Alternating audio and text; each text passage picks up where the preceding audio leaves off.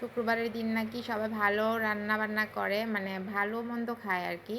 তো আসসালামু আলাইকুম এভরিওয়ান, কী অবস্থা সকলের? আশা করি সবাই ভালো আছেন। আমি আলহামদুলিল্লাহ ভালো আছি।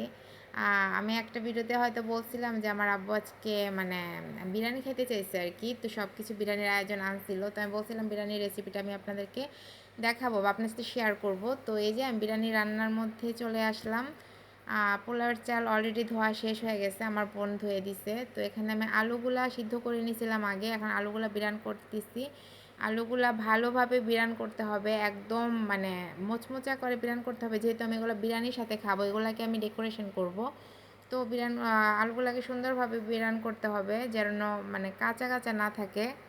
তো এই যে আমি আলুগুলাকে বিরান করতেছি সুন্দরভাবে।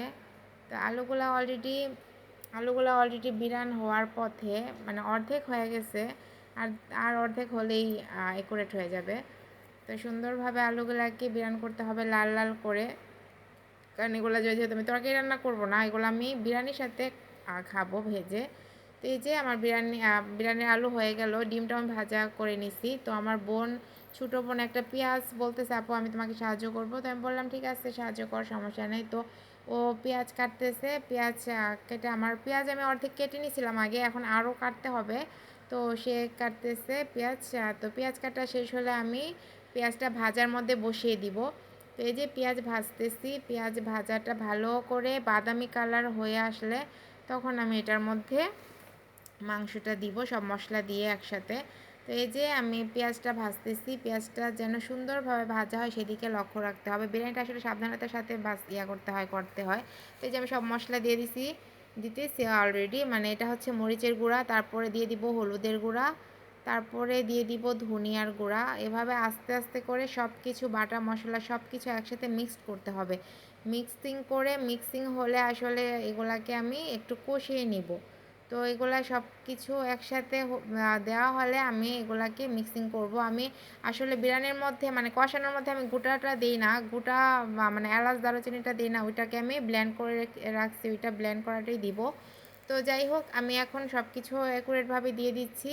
তো একটু ফুটন্ত পানি দিয়ে দিব, এখন ফুটন্ত পানি দিয়ে এটাকে আমি কষিয়ে নিব। তো এই যে আমি একটু ফুটন্ত পানি দিয়ে দিলাম, এখন আমি এটাকে একটু কষিয়ে নিব। তো কষিয়ে নিয়েছি, এখন অলরেডি মাংসগুলো দিয়ে দিছি অলরেডি। তো যাই হোক, কষানো শেষ হয়ে গেছে, এখন মানে কষানোটা বেশি হতে হয় না, একটু হলে আসলে কষানোটা আমি যখন একটু হয় তখন আমি আসলে মাংসটা দিয়ে দিই। অনেকে আছে বেশি কষায়, বাট আমি এত কষাই না। তো একটু মানে বলক চলে আসলে আমি দিয়ে দিই।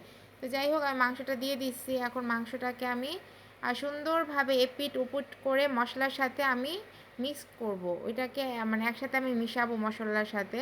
এই যে আমরা যেমন ডালে চালে মিশাই, এরকম আর কি মশলার সাথে আমরা মাংসটাকে মিশাবো।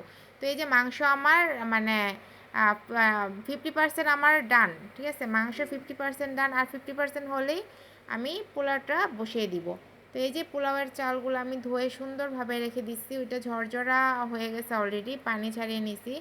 তো এখন আমি মাংসটা পুরা হওয়ার পথে হয়েই গেছে। তো এই যে আমার চালগুলো কত সুন্দর, দেখেন আমি পোলাওর জন্য সব কিছু রেডি করে রাখছি যেন হাতের কাছে সব কিছু পাই। আর যেহেতু আমার ভিডিওটাও মেক করতে হচ্ছে, তো যাই হোক, এখন আমি পেঁয়াজগুলো বসিয়ে দিচ্ছি। পেঁয়াজ, এলাচ, দারুচিনি এটার মধ্যে আমি গোটাটি ইউজ করব, কারণ স্যান্টের জন্য আমি গোটাটা দিলেই ভালো হয়, ঠিক আছে। তো যাই হোক, এখন আমি আসলে এটাকে আমি ভালোভাবে বাদামি কালার ভেজে নিব, বাদামি কালারের মতো একদম লাল লাল করে ভাজবো। ভেজে আমি পোলাওর চালগুলো দিয়ে পোলাওর চালগুলোকে ভাজতে হবে। আসলে এক এক মানুষ এক একভাবে বিরিয়ানি রান্না করে, আমি যেভাবে রান্না করি এভাবে হয়তো অনেকে রান্না নাও করতে পারে। তো আমার বোনটা বলতেছে যাবো আমি একটু নাড়াচাড়া করি, তো আমি বললাম ঠিক আছে নাড়াচাড়া কর, তোকে তো ভবিষ্যতে রান্না করতে হবে। তো একটু ট্রাই করলো আর কি। তো আমি আদা পেঁয়াজ পেস্ট আমি এগুলো দিয়ে দিচ্ছি। তো যাই হোক, ওকে আমি বলতেছি, ও দিয়ে দিতেছে, আমি ওকে শিখিয়ে দিচ্ছি। অর্ধেক হাফ রান্না ওই করতেছে। তো যাই হোক, এখন আমরা পোলাওর চালটা দিয়ে দিব, পোলাওর চালটা সুন্দরভাবে দিয়ে দিব, এটাকে ভাজতে হবে। আমি এটা আগে ছেঁকে নিয়েছি, তারপরও পানিটা আসলে জমে আসছিল একটু, জাস্ট ব্যাপার না, এটা একটু ভেজে নিলে হয়ে যাবে। তো এটা ভাজা ভাজা করতেছি, আমি একটু লবণ দিয়ে দিব। এখন লবণটা একটু পরিমাণ মতো দিতে হবে, বেশি দিলে আসলে যদি লবণের পরিমাণ বেশি হয়ে যায় তাহলে বিরিয়ানিটা পরে সমস্যা হয়ে যাবে, বিরিয়ানিটা পুরাটাই নষ্ট হয়ে যাবে। তো যাই হোক, এখন আমি পানি দিছি, পানি দিয়ে এটাকে আমি ভালোভাবে নাড়াচাড়া করতে হবে, সুন্দরভাবে চালগুলাকে আমি পানির সাথে মিশাতে হবে। তো চালগুলো একটু হয়ে আসলে 50% হয়ে আসলে আমি দিয়ে দিব মাংসগুলা। এই যে আমি মাংসগুলা দিয়ে দিছি। এখন মাংসগুলো সুন্দরভাবে দিতে হবে যেন কোনো মাংস বাদ না পড়ে, ঝোল মাংস সবগুলো একসাথে একুরেটভাবে মিশতে হবে, না হলে তো বিরিয়ানি তো আসলে বিরিয়ানির মধ্যে সব কিছু যদি আমি না মিশে তাহলে তো বিরিয়ানি আর হইল না। তো এই যে আমি সব কিছু দিয়ে দিছি, মানে পুরাটা মাংসই আমি দিয়ে দিছি চালের সাথে। আমি চাল মাংস একদম সমান সমান, কোনোটাই কি কোনো কম হবে না।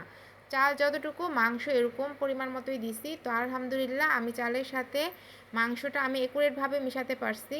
তো জানি না খেতে কেমন হয়, যাই হোক খেয়ে রিভিউ দিব। তো মাশাল্লাহ আলহামদুলিল্লাহ খুবই সুন্দর হয়েছে, মানে লুকিং লাইক এ ওয়াও, খুবই সুন্দর লাগতেছে মাংসটা। মানে আমি আমার জীবনের ফার্স্ট টাইম আমি এরকম বড় পাতিলে আমি রান্না করছি। আমি মানে এরকম বড় পাতিলে আমি সত্যি রান্না করি নাই। তো আজকে ভাবলাম আজকে শুক্রবার জুম্মার দিন, মানুষ তো ভালো মন্দ খায়, তাও আমি ভাবলাম যে বিরিয়ানিটা করে, আমার আব্বু বলছে বিরিয়ানিটা খাওয়ার জন্য। তো যাই হোক, আপনাদের যদি খেতে ইচ্ছে করে অবশ্যই ইনবক্সে নক দিবেন, আমি পাঠিয়ে দিব। ঠিক আছে, আসলে আমি সবার সাথে সবাইকে নিয়ে খেতেই বেশি পছন্দ করি। অনেকে আছে একা খেতে পছন্দ করে, বাট আমি সবার সাথে মিশিয়ে খেতে পছন্দ করি। তো এই যে আমি আমার বিরিয়ানিটা হয়ে গেছে। তো এখন আমি পেঁয়াজ বেরেস্তাটা আমি করি নাই আগে, এখন করছি। তো পেঁয়াজ বেরেস্তাটা হলে আমি বিরিয়ানিটার সাথে মিশিয়ে নিব। এই যে আমি বিরিয়ানি মাশাল্লাহ আলহামদুলিল্লাহ হয়ে গেছে। দেখেন কি চমৎকার হয়েছে বিরিয়ানির কালারটা। তো বিরিয়ানির কালারটা খুব সুন্দর হয়েছে, মানে আমার তো খেতেই ইচ্ছে করতেছে, এখনই আমি খাবো এরকম কিছু একটা লাগতেছে। তো যাই হোক, এখন আসলে বিরিয়ানিটার সাথে আমি বেরেস্তাগুলো যে করছি বেরেস্তাগুলো আমি মিক্সড করব। তো এগুলাকে একটু সুন্দরভাবে করে নিতে হবে, মানে মিশাতে হবে, না মিশালে আসলে বেরেস্তাটা তো মানে সবটার সাথে মিশে যাবে না। এই জন্য আমি এটাকে আগে থেকে গুলগাল করে নিচ্ছি, মানে গুলোমুলো করে নিচ্ছি। গুলোমুলো করে তারপর আমি পেঁয়াজ বেরেস্তাগুলো দিব। ঠিক আছে, এখন সিদ্ধ টিদ্ধ সব কিছুই মানে হয়ে গেছে। এখন আমি পেঁয়াজ বেরেস্তাগুলো দিয়ে দিব। তো আমি তেলটা শুদ্ধই দিয়ে দিচ্ছি, কারণ তেলটা থাকলে পরে হয়তো মানে এটা অপচয় হয়ে যাবে। আমি তো প্রথমেই বললাম আপনাদেরকে অপচয় আমি পছন্দ করি না। তো এই যে আমি বেরেস্তাগুলা দিয়ে দিচ্ছি, মানে এখন আমি ডেকোরেশন করব, যেটাকে মানে আমি আসলে আপনারা বলে থাকেন যে আমি এরকম ডেকোরেশন করব সব কিছু দিয়ে। এখন আলু দিয়ে দিলাম, ডিম দিয়ে দিলাম, পেঁয়াজ বেরেস্তা দিয়ে দিলাম, খুবই সুন্দর লাগতেছে। তো আমার বিরিয়ানিটা কেমন হলো সবাই অবশ্যই কমেন্টের মাধ্যমে জানাবেন। আর ভালো হলেও জানাবেন, খারাপ হলেও জানাবেন, আমি প্রত্যেকটা ভিডিওতেই বলে থাকি। তো আসলে ভাই আমি রান্না করতে পারি না যে আপনাদেরকে শিখাইতেছি এরকম না, আমি জাস্ট আমার রান্নাটা শুধু দেখাইছি, এটাই। তো যাই হোক, আপনারা এটা কেমন হলো আপনারা জানাবেন। ইনশাল্লাহ খেয়ে তো রিভিউ দিবই। তো ভালো লাগলে বলবেন, আর সবাই ভালো থাকবেন, সুস্থ থাকবেন। আল্লাহ হাফেজ।